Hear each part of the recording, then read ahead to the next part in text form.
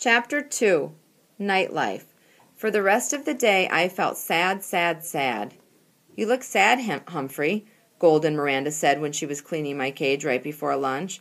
According to the chart Ms. Mack had left, it was her turn to take care of me. Thank goodness. Miranda was the best cage cleaner and never said, "Yuck." She put on throwaway gloves, then cleaned my potty corner, changed my bedding, gave me fresh water, and finally, oh joy, gave me fresh grains, some lettuce, and mealworms. "This will make you happy," she said, as she slipped me the special treat she'd brought from home, cauliflower. Naturally, Miranda had good taste. I promptly saved it in my cheek pouch until I could store it in my sleeping house. Hamsters like to stash food for the future. After my cage was taken care of, I felt well enough to observe Mrs. Brisbane more carefully. Now, Ms. Mack was tall, wore bright blouses, short skirts, and high shoes. She wore bracelets that jangled. She spoke in a loud voice and waved her arms and walked around the room when she taught. Mrs. Brisbane, on the other hand, was short with gray hair. She wore dark clothes, flat shoes, and she didn't jingle-jangle at all. She spoke in a voice just loud enough to hear and sat at her desk or stood at the chalkboard when she taught. No wonder I was feeling drowsy after lunch. All that nice food and all that soft talking. "Is that all this hamster does? Sleep?" she asked at one point when she glanced over at my cage. "Well, he's ternal," replied Raise Your Hand Heidi Hopper. "Raise your hand, Heidi," said Mrs. Brisbane. "What's ternal?" "You know, ternal." "He sleeps during the day," said Heidi. I was wide awake now. "Nocturnal," I squeaked. "Hamsters are nocturnal." "Oh, you mean nocturnal," said Mrs. Brisbane. Almost as if she had understood me, she turned and wrote the word on the board. "Can anyone else name an animal that's nocturnal?" "Owl," said Heidi. "Raise your hand, Heidi," said Mrs. Brisbane. "But that is correct. An owl is nocturnal. Anyone else?" A voice shouted out, "My dad!" Mrs. Brisbane looked around. "Who said that?" "He did, AJ." Garth Tugwell pointed at AJ.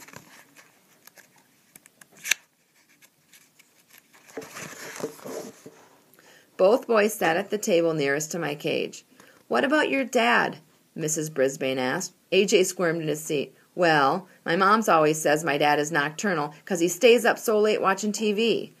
"Stop giggling, Gail," and a few other students snickered.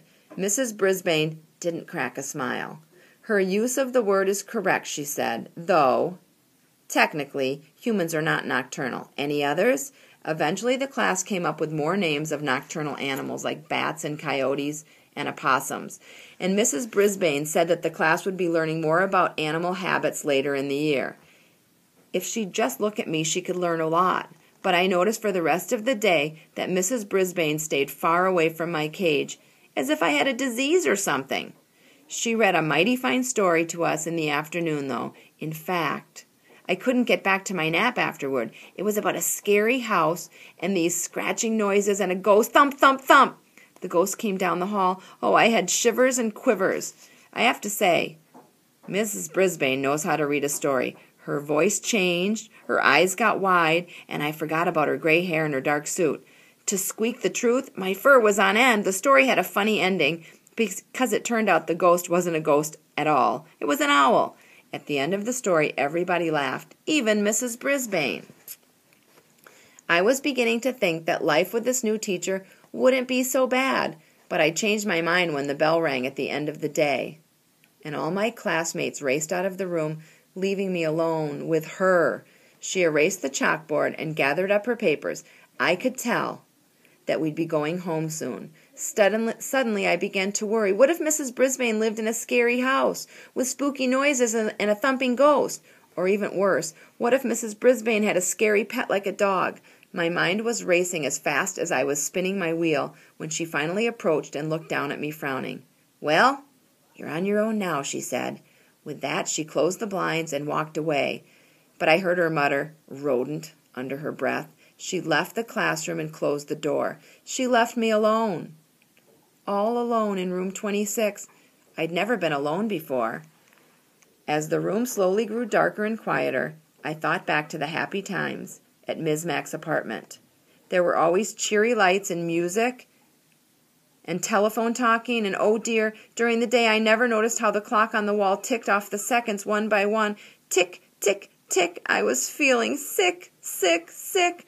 I wondered if there were any owls around room 26, or ghosts. I tried to pass the time by writing in my notebook about Pedorama and my days at Ms. Mack's apartment. Writing took my mind off my jittery nerves, but eventually my writing paw began to ache, and I had to stop my scratchings. If only I could roam free, as I had at Ms. Mack's apartment. Then I remembered the lock that doesn't lock. It took only a few seconds to jiggle the door open. I skidded across the table, then grasping the top of the table leg tightly, I closed my eyes and I slid to the ground. Ah, freedom! I dashed along the shiny floor. I darted between the tables and chairs. I stopped to nibble a peanut under Stop Giggling Gail's chair. It tasted delicious and made the coolest crunching sound. I chewed and chomped and gnawed and nibbled, and when I stopped, I heard the sound. Thump, thump, thump. Just like the story Mrs. Brisbane had read us. Thump, thump, thump. Closer and closer down the hall, coming toward room 26. Then, rattle, scratch, thump, thump, thump. Suddenly, I longed for the protective comfort of my cage. I dropped what was left of the peanut and scampered back, but when I got to the table, I thought a terrible thought. I had slid down the smooth, shiny leg straight down, but how was I going to climb up again? I flung myself against the table leg, grabbed on and pushed up, up, up, but I had only made a little progress. When I began to slide down, down, down, I was right back to where I had started. The rattling got louder. The sounds weren't coming towards room 26 anymore. They were coming in room 26. Just then I noticed a long cord running down from the blinds. Without hesitation, I leaped up and grabbed the cord and began swinging back and forth. My stomach churned, and I'd wished I'd never touched that peanut. But with each swing, I got a little higher off the ground. As soon as I saw the edge of the table, I closed my eyes and dived toward it. Whoosh! I slid across the table and scampered into the cage. As I pulled the door behind me, I was suddenly blinded by light. Something had turned on the lights and was clomping across the floor. It was huge and heavy and coming right toward me. Just then my eyes adjusted to the light, and I saw the thing. It was a man. Well, well, who have we have here? A new student? A voice boomed. The man was smiling down at me. My, that was a lovely piece of fur across his upper lip, a nice black mustache. He bent down to peer in at me. I'm Aldo Amato, and who are you? I'm Humphrey, and you scared me half to death, I told him. But as always, all that came out was, squeak, squeak, squeak. Aldo squinted at the sign on my cage. Oh, you're Humphrey. Hope I didn't scare you half to death, he said with a laugh. I've just come to clean the room. I come every night. But where have you been, he said. He rolled up a big cart with a bucket and mops and brooms and all kinds of bottles and rags on it. Oh, that's right, he replied, as if we were having a real conversation. Mrs. Brisbane came back today. She's a good teacher, you know, Humphrey. Been teaching here a long time. Wish I'd had a good teacher like her. Say, do you like music, Humphrey? Squeak, squeak, squeak, I tried to tell him. I love music almost as much as I love Ms. Mack. Suddenly a song came blasting out of the radio on his cart, and he set to work sweeping, mopping, moving desks, dusting. But Aldo Amato didn't just dust and mop. He spun and swayed, he hopped and he leaped, he twisted and twirled. How do you like the floor show? Aldo asked me as he grabbed the mop like a dancer holding his partner.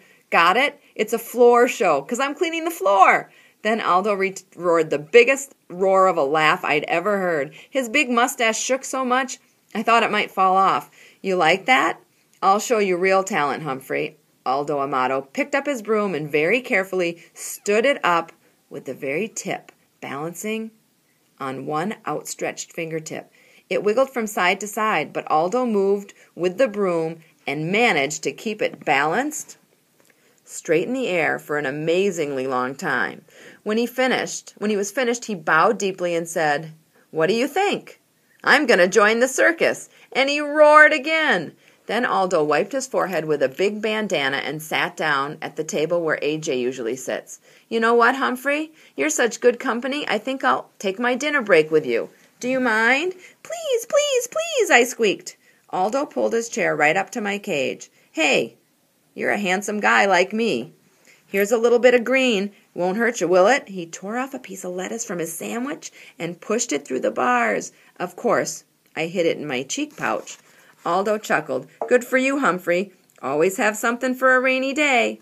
The two of us shared a very pleasant meal, as Aldo told me about how he used to have a regular job where he worked during the day, but then his company closed down and he couldn't find a job for a long time. He couldn't even pay the rent when he was lucky enough to get hired here at Longfellow School. He was glad to get the job, but it's lonely working at night because his friends work during the day. They can never get together like they used to. I tried to squeak to him about all the creatures like me that are nocturnal, and Aldo listened. I know you're trying to tell me something, Humphrey, but I can't tell what it is. Maybe you're just saying, I'm not alone after all, huh? Squeak, he understood. Aldo stood up and threw his trash into the plastic bag on his cart.